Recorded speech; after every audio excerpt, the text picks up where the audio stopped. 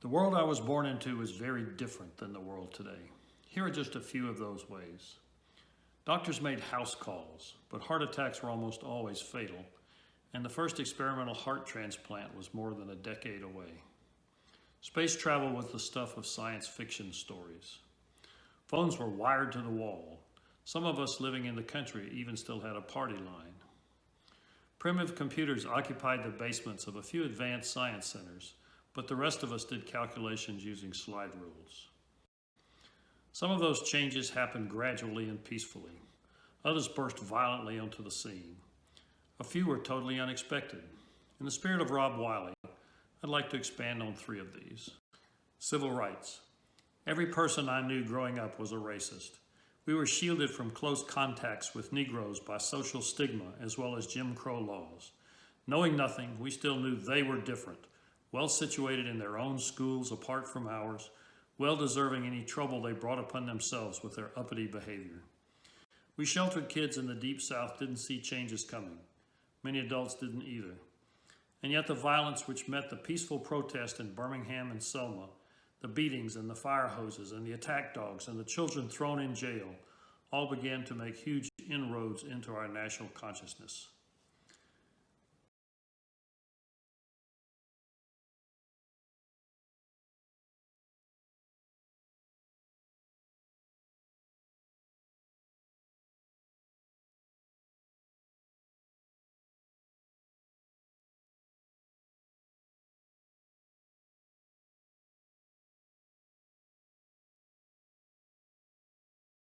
I was born by the river in a little tin, oh, and just like a river I've been running ever since.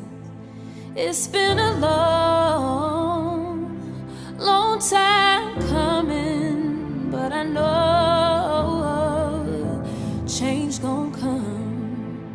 Oh, yes, it will. As events this year have clearly shown, the Civil Rights Act of 1964 didn't end racism in America. Far from it. And yet in a relatively short time, there was a dramatic shift in laws, in attitudes about fairness, and our own awareness that we were on the wrong side of history. The Soviet Union, or Russia as we called it, was our fiercest enemy. As school kids, we had drills where we hid under desks to protect ourselves from A-bombs. Imagine, as a young lieutenant in the mid-1970s Army, I trained for war with the Warsaw Pact on the battlefields of Europe. It was hard to be optimistic. A confrontation seemed inevitable. The events of the late 1980s took most of us, including the U.S. intelligence agencies, totally by surprise. There were swirling rumors of widespread discontent. Mikhail Gorbachev fighting for his political life, unrest in the Soviet bloc countries. And then, on an evening in November 1989, the Berlin Wall fell.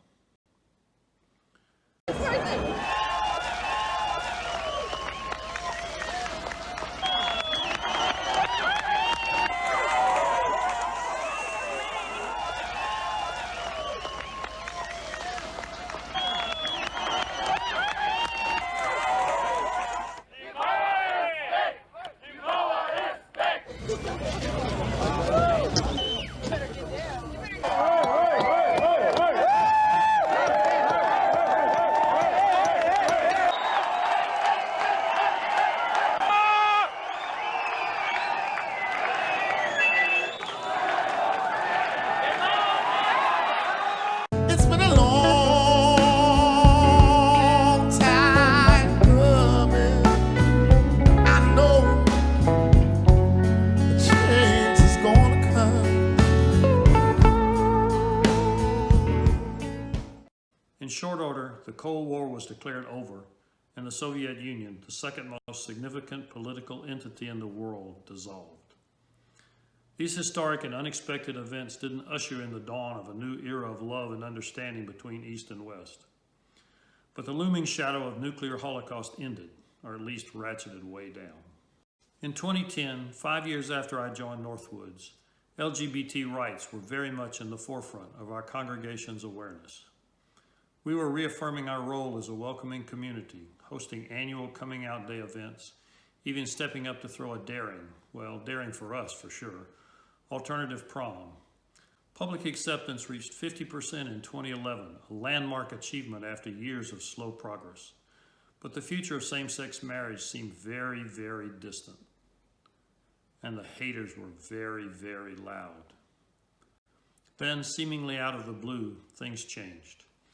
In 2013, the Supreme Court overturned the infamous Defense of Marriage Act as a violation of the Fifth Amendment of the Constitution. In May 2015, national public support for same-sex marriage rose to 60% for the first time. And then the following month, the Supreme Court ruled in the landmark civil rights case of Obergefell versus Hodges that same-sex couples had a fundamental right to marry on the same terms and conditions as opposite-sex couples. My name is Jennifer Marshall. I'm from the Heritage Foundation in Washington, D.C., and we're here to call on the court to allow this important debate about the future of marriage to continue in America. I'm Shane Binney-Crone, and I'm an LGBT activist. I'm hoping that the Supreme Court rules in favor of love and giving the entire nation marriage equality.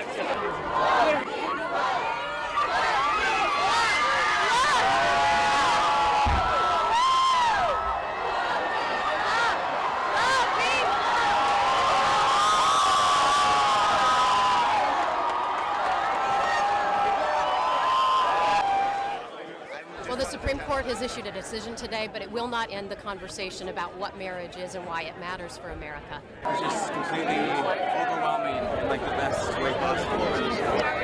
Love just won. This moment, it's finally happened, and it's so much bigger than marriage equality. And I don't think people realize that, but this is going to have a ripple effect in unimaginable ways, and not just in the U.S., but across the world. So that's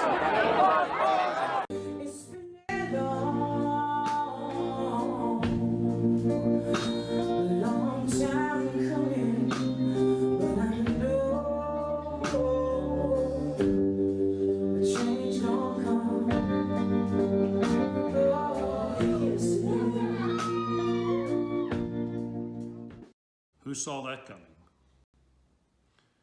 Sometimes changes come with flowers, and sometimes with dynamite, but change is gonna come.